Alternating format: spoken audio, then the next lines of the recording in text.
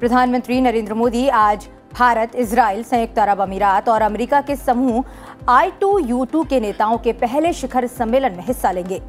सम्मेलन वर्चुअल माध्यम से आयोजित किया जाएगा, जिसमें इजराइल के प्रधानमंत्री याइर लपेड, संयुक्त अरब अमीरात के राष्ट्रपति मोहम्मद बिन जायद अल नहयान और अमेरिका के राष्ट्रपति जो बाइडेन भी शामिल होंगे। ये सभी नेता समूह की रूपरेखा के अंतर्गत संभावित संयुक्त परियोजनाओं और साझा हित के अन्य मुद्दों पर विचार विमर्श करेंगे। साथ ही अपने अपने क्षेत्रों और बाहरी क्षेत्रों में व्यापार और निवेश में आर्थिक सहभागिता मजबूत करने पर बातचीत करेंगे। प्रधानमंत्री नरेंद्र मोदी ने बुधवार को नीदरलैंड के अपने समकक्ष मार्क रूट के साथ बातचीत की। दोनों नेताओं ने भारत यूरोपीय संघ संबंधों, हिंद प्रशांत क्षेत्र में सहयोग सहित विभिन्न क्षेत्रीय और वैश्विक मुद्दों पर चर्चा की। उन्होंने पानी संबंधी रणनीतिक साझेदारी, कृषि जैसे प्रमुख क्षेत्रों में सहयोग, उच्च तकनीक और उभरते क्षेत्रों में द्विपक्षीय सहयोग की संभावना पर भी चर्चा की। संसद के मॉनसून सत्र से पहले राज्यसभा सभापति एम वेंकैया नायडू ने रविवार को राजनीतिक दलों के सदन के नेताओं की बैठक बुलाई है। वहीं लोकसभा अध्यक्ष ओम बिरला ने शनिवार 16 जुलाई को शाम 4 बजे लोकसभा संसदीय दल के नेताओं की बैठक बुलाई है। एनडीए के राष्ट्रपति पद की उम्मीदवार द्रौपदी मुर्मू आज गोवा का दौरा करेंगी। वहीं विपक्ष के उम्मीदवार यशवंत सिन्हा मध्य प्रदेश के दौरे पर रहेंगे। प्रधानमंत्री नरेंद्र मोदी की अध्यक्षता में बुधवार को केंद्रीय मंत्रिमंडल की बैठक में कई अहम फैसले लिए गए। कैबिनेट ने 15 जुलाई 2022 से 18 वर्ष से अधिक आयु के नागरिकों को मुफ्त में बूस्टर डोज देने का निर्णय लिया है। इसके लिए 15 जुलाई से 75 दिन के एक विशेष अभियान की शुरुआत की जाएगी। भारत की स्वतंत्रता के 75 वर्ष पूरे होने के मौके पर आजादी का अमृत महोत्सव के तहत ये अभियान चलाया जाएगा। सरकार ने पिछले हफ्ते सभी के लिए कोविड टीके की दूसरी और एहतियाती खुराक के बीच अंतराल को 9 महीने से घटाकर 6 महीने कर दिया था।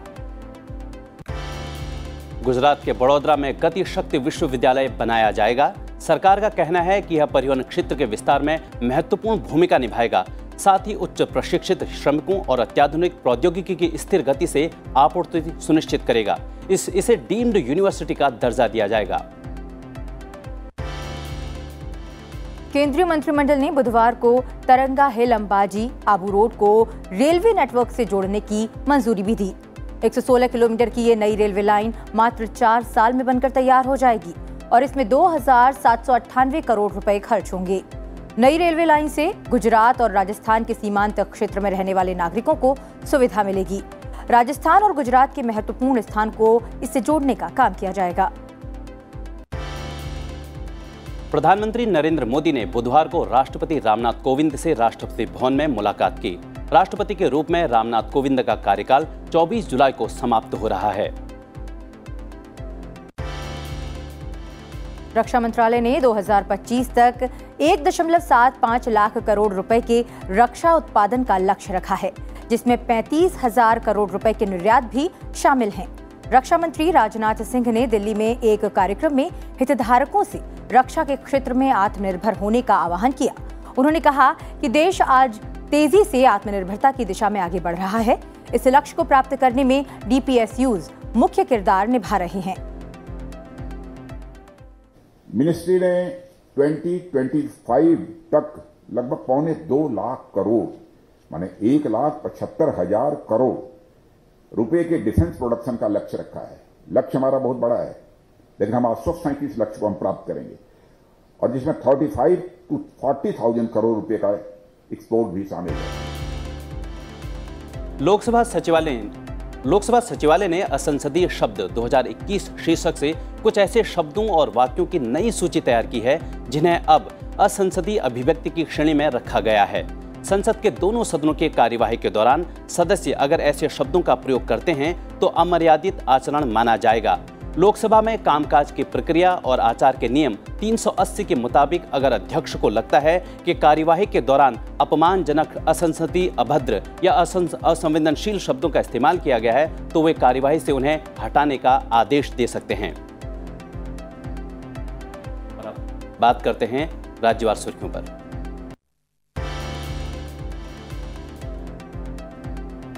सावन का महीना आज से शुरू हो गया है और आज से ही कांवड़ यात्रा की शुरुआत हो रही है।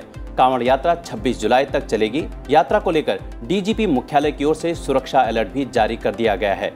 3 प्रमुख मार्गों पर हेलीकॉप्टर से सुरक्षा व्यवस्था का सर्वे किया जाएगा। यह मार्ग होंगे हरिद्वार से मेरठ, गोरखपुर से अयोध्या और प्रयागराज से वाराणसी। इस बार यात्रा की निगरानी ड्रोन से भी की जाएगी। प्रधानमंत्री नरेंद्र मोदी शनिवार को उत्तर प्रदेश जाएंगे। वे जोलान जिले की ओरल तहसील के कैथेरी गांव में बुंदेलखंड एक्सप्रेस वे का उद्घाटन करेंगे। 296 किलोमीटर लंबे 4 लेन के इस एक्सप्रेस वे के निर्माण पर लगभग 14,850 करोड़ रुपए की लागत आई है। एक्सप्रेस वे के 7 जिलों चित्रकूट, बांदा, महोबा, हमीरपुर, जालौन, औरैया और इटावा से गुजरता है। हिमाचल प्रदेश के मुख्यमंत्री जयराम ठाकुर ने हमीरपुर जिले के भोरंज में 90 करोड़ रुपए से अधिक के परियोजनाओं का उद्घाटन और शिलान्यास किया। साथ ही आधुनिक दमकल वाहन को हरी झंडी दिखाकर रवाना किया। उत्तराखंड के मुख्यमंत्री पुष्कर सिंह धामी ने देहरादून में प्रारंभिक शिक्षा निदेशालय भवन का लोकार्पण किया और एनसीईआरटी भवन का भी शिलान्यास किया। त्रिपुरा सरकार ने राज्य में पूंजी योजनाओं का प्रतिबंध लगाने के लिए नियमों को मंजूरी दी है। मंत्रिपरिषद की बैठक में मंजूरी दी गई है। सुप्रीम कोर्ट राम सेतु को राष्ट्रीय विरासत स्मारक घोषित करने से जुड़ी याचिका पर सुनवाई करने के लिए तैयार हो गया है। इसे 26 जुलाई के लिए सूचीबद्ध किया गया है। मणिपुर सरकार ने राज्य में हाल ही में कोरोना वायरस संक्रमण के मामले बढ़ने के बाद अगले सप्ताह तक सभी स्कूलों को बंद रखने का आदेश दिया है। मणिपुर में 77 से ज्यादा लोगों में कोविड संक्रमण पाया गया है। इस दौरान 442 कोविड नमूनों की जांच की गई। राज्य में संक्रमण दर 15.8% है। दक्षिण गुजरात और कच्छ सौराष्ट्र क्षेत्र में पिछले 24 घंटे में बारिश संबंधी घटनाओं में 14 लोगों की मौत हो गई, जबकि 31,000 लोगों को सुरक्षित स्थानों पर पहुंचाया गया है। बारिश से हुए नुकसान के कारण कच्छ, नवसारी और डांग जिलों में 3 राष्ट्रीय राजमार्ग बाधित हैं। बारिश की वजह से 51 राज्य राजमार्ग और 400 से अधिक पंचायत मार्ग भी क्षतिग्रस्त हुए हैं। दक्षिण गुजरात और सौराष्ट्र के जिलों के लिए भारी बारिश का पूर्वानुमान लगाते हुए रेड अलर्ट जारी किया गया है। एनडीआरएफ के 18 दलों को राहत और बचाव कार्य के लिए तैनात किया गया है और 2 दलों को तैयार रखा गया है। इधर महाराष्ट्र में पिछले 24 घंटों में 5 मौतों के साथ राज्य के विभिन्न जिलों में बारिश और बाढ़ की स्थिति के कारण मरने वालों की संख्या बढ़कर 89 हो गई है। मुंबई और उसके निकटवर्ती इलाकों में बारिश होने के कई निचले इलाकों में बाढ़ की स्थिति उत्पन्न हो गई है और कई जगह यातायात भी प्रभावित हुआ। आईएमडी ने रत्नागिरी, सिंधुदुर्ग, धुले, नंदुरबार, उस्मानाबाद, औरंगाबाद, बीड़ और नासिक जिलों के लिए भी चेतावनी जारी की है। आंध्र प्रदेश में गोदावरी नदी में बाढ़ के कारण पानी की मात्रा बढ़कर 15 लाख क्यूसेक हो गई। कोनासीमा और एलुरु जिलों की कई बस्तियों के करीब 10,000 लोग राहत शिविरों में रह रहे हैं। एनडीआरएफ और एसडीआरएफ को संवेदनशील इलाकों में तैनात किया गया है ताकि जरूरत पड़ने पर वे राहत और बचाव कार्यों को अंजाम दे पाएं। ओडिशा में बारिश गजपति जिले में हुए भूस्खलन से कम 10 घर क्षतिग्रस्त हो गई। मलकानगिरी और कालाहांडी जिले में मुख्य सड़कें जलमग्न हो गई। मौसम विभाग ने अगले 48 घंटे में राज्य के 9 जिलों में भारी बारिश का अनुमान जताया है। राज्य के दक्षिणी हिस्से के 9 जिलों में भारी बारिश का पूर्वानुमान है, जिससे पहाड़ी इलाकों में और भूस्खलन हो सकता है। कोरापुट, मलकानगिरी, नवरंगपुर, नौपाड़ा, कालाहांडी, कंधमाल, बोलांगीर, गंजाम और नायागढ़ जिलों में ऑरेंज अलर्ट जारी किया गया है। रायगढ़, गजपति, खुर्दा, पुरी, कटक, जगत सिंहपुर, बौद्ध, सोनपुर, बारगढ़, अंगुल, ढेकानाल और क्योंझेर जिले में येलो अलर्ट जारी किया गया है। वहीं हिमाचल प्रदेश के भी कई जिलों में भारी बारिश हो रही है, जिससे जनजीवन अस्त व्यस्त हो गया है। मनाली में भारी बारिश के बाद भजोगी नाले में बाढ़ आ गई। इस दौरान नाला हाईवे के ऊपर से बहने लगा और पानी पास के बस स्टैंड में घुस गया। अचानक आई बाढ़ से हिमाचल रोडवेज की कई बसें क्षतिग्रस्त हो गईं। साथ ही आसपास के घरों को भी काफी नुकसान पहुंचा। और अब नजर डालते हैं अंतर्राष्ट्रीय खबरों पर। श्रीलंका के राष्ट्रपति गोटबाया राजपक्षे सिंगापुर रवाना होने की तैयारियों में हैं। मालदीव में वेलाना अंतर्राष्ट्रीय हवाई अड्डे पर भारी सुरक्षा व्यवस्था है, क्योंकि गोटबाया राजपक्षे कभी भी मालदीव से सिंगापुर के लिए रवाना हो सकते हैं। हम आपको बता दें कि श्रीलंका ने राष्ट्रपति गोटबाया राजपक्षे के सेना के एक विमान से देश छोड़कर मालदीव जाने के बाद देश में आपातकाल की घोषणा कर दी। साथ ही प्रधानमंत्री रानिल विक्रमसिंघे को देश का कार्यवाहक राष्ट्रपति नियुक्त किया गया है।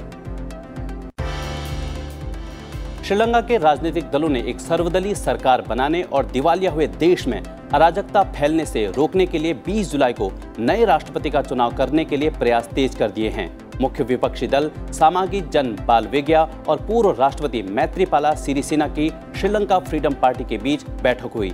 इस बीच श्रीलंका की सेना ने कानून व्यवस्था बनाए रखने के लिए राजनीतिक समाधान का आह्वान किया। उज्बेकिस्तान के उप विदेश मंत्री ने राज्यसभा महासचिव पीसी मोदी से मुलाकात की। भारत उज्बेकिस्तान की स्वतंत्रता के बाद राज्य की संप्रभुता को मान्यता देने वाले पहले देशों में से एक था। दोनों देश कई प्रमुख क्षेत्रीय और अंतर्राष्ट्रीय मुद्दों पर समान स्थिति साझा करते हैं। ब्रिटेन में नए प्रधानमंत्री चुने जाने की कवायद तेज है। भारतीय मूल के ऋषि सुनक इस रेस में सबसे आगे नजर आ रहे हैं। ब्रिटेन के पूर्व वित्त मंत्री रह चुके सुनक को बुधवार को हुए पहले राउंड के मतदान में सर्वाधिक मत मिले हैं। अगर आगामी मतदान के चरणों में भी यही स्थिति रही तो ऋषि सुनक ब्रिटेन के पहले भारतवंशी प्रधानमंत्री बन जाएंगे। हंगरी की सरकार ने ऊर्जा क्षेत्र में आपातकाल की घोषणा की है। हंगरी के प्रधानमंत्री कार्यालय ने इस बात की जानकारी दी। सरकार ने आधिकारिक बयान जारी करते हुए कहा है कि हंगेरियन परिवारों की रक्षा करने और कई अन्य देशों को ऊर्जा प्रदान करने के लिए हंगरी सरकार ऊर्जा क्षेत्र में आपातकाल की घोषणा करती है। बांग्लादेश सरकार ने एम मुस्तफिजुर रहमान को भारत में बांग्लादेश का अगला उच्चायुक्त नियुक्त किया है। रहमान मोहम्मद इमरान की जगह लेंगे। मोहम्मद मुस्तफिजुर रहमान वर्तमान में जिनेवा में संयुक्त राष्ट्र कार्यालयों में बांग्लादेश के स्थायी प्रतिनिधि और स्विट्जरलैंड में राजदूत के रूप में कार्यरत हैं। अमेरिकी राष्ट्रपति जो बाइडेन इस वक्त मध्य पूर्व की 4 दिवसीय यात्रा पर हैं। इसी क्रम में बाइडेन बुधवार को इजराइल पहुंचे। इजराइल में अमेरिकी राष्ट्रपति का स्वागत इजराइल के प्रधानमंत्री और राष्ट्रपति ने किया। इस मौके पर जो बाइडेन ने कहा कि ये ऐतिहासिक है, क्योंकि ये हमारे दोनों देशों के बीच अटूट बंधन व्यक्त करता है।